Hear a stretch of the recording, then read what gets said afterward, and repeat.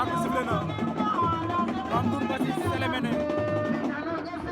waaw loolu mooy ñaari demi-finale yi ndeysaan fii ci Sexé la Mbine Ndiol Papa Ngane Sossokh Mame Ndour Mbassis Sélé Méné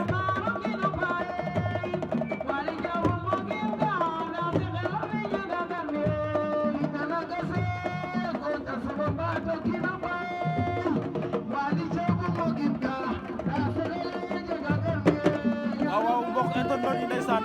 internet Général TV demi-finale yaa ngi noonu Papa Ngane Sossokh Mbine Ndiol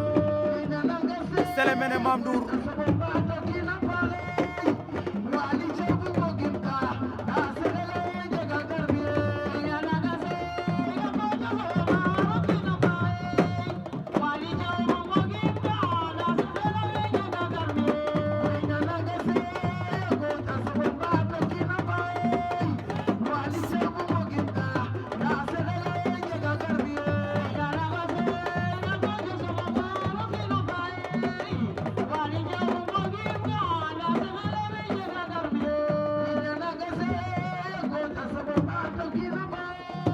waaw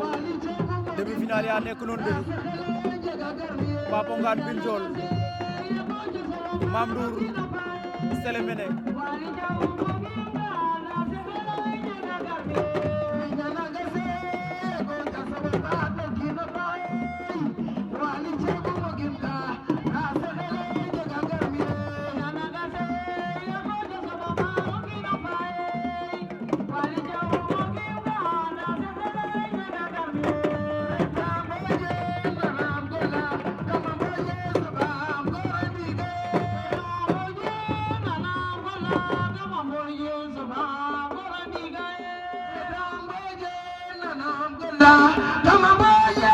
Papa Ngane Mbine Ndiol